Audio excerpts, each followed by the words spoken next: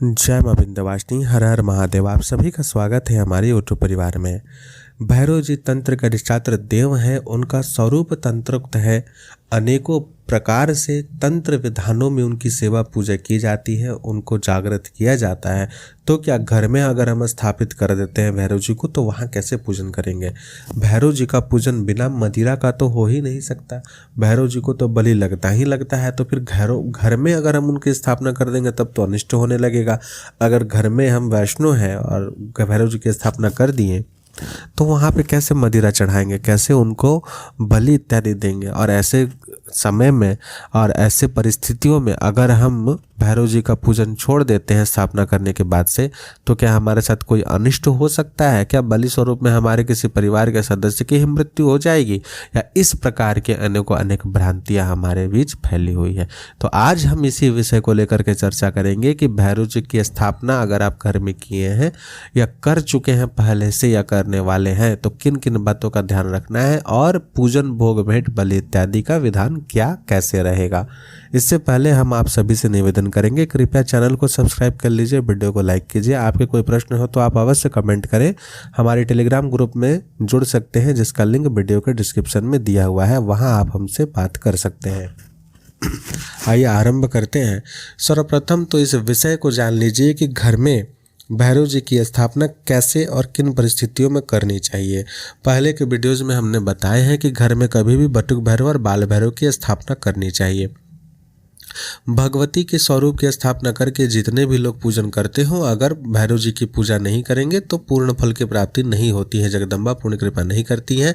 इसलिए कभी भी भगवती के स्वरूप के बाईं ओर बाल भैरव या बटुक भैरव का स्थान दे करके वहाँ जरूर पूजा करनी चाहिए। भैरव जी की यथाशक्ति यथा भक्ति जरूर करनी चाहिए। कम से कम नित्य नियम से भोग इत्यादि लगा करके उनकी पूजन करनी चाहिए। दूसरी बात अब यहाँ पर आ जाती है कि भोग सर्वप्रथम कि तंत्र के क्षेत्र में तो जब बाहर में भैरव जी का पूजन होता है तो वहाँ बलि चढ़ता है, मदिरा लगा भोग लगता है।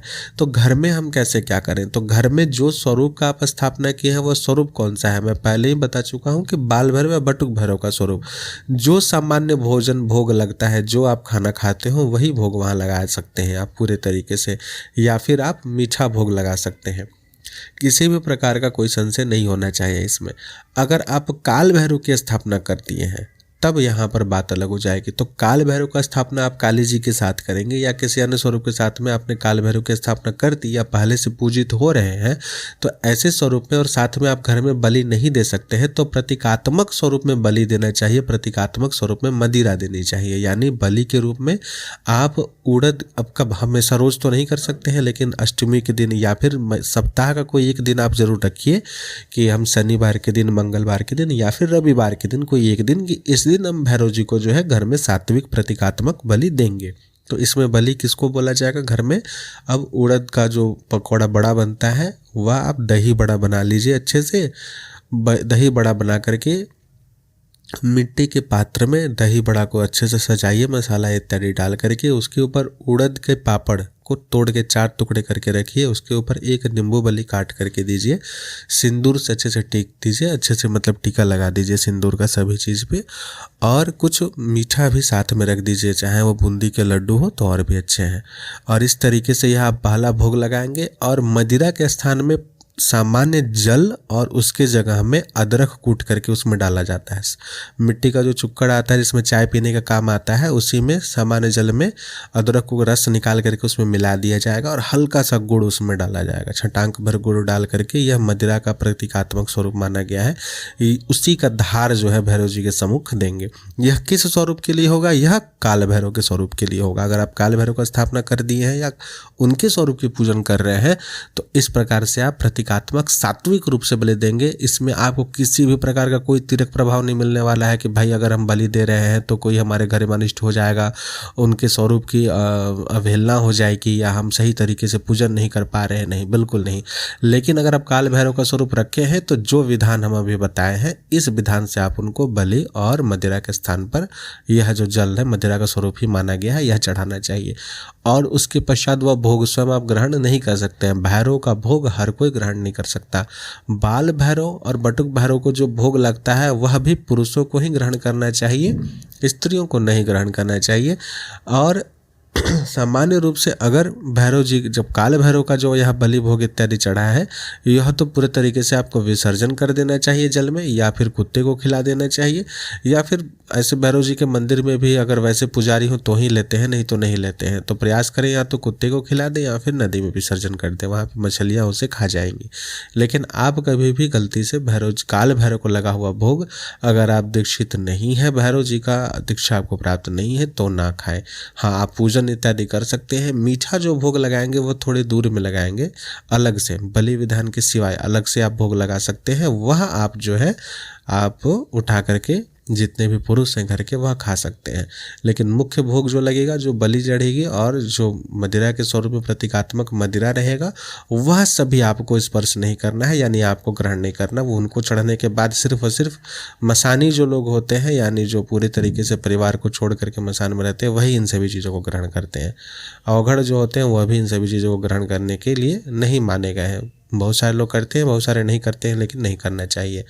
तो इस प्रकार से जो है आप भोग लगा सकते हैं। सप्ताह का एक दिन जो है भैरव जी के लिए पूरे तरीके से समर्पित कर दीजिए। इसके सिवाय भोग में हम जो है इमरती या फिर जलेबी जो कहा जाता है उसे आप लगा सकते हैं। और इमरती का भोग लगा करके, यानी मीठा इमरती, और कभी भी मुख्य बलि में नहीं जाएगा, यह उससे दूर रखा जाएगा, बलि चढ़ेगा। केले के पत्ते पे आप लगा सकते हैं।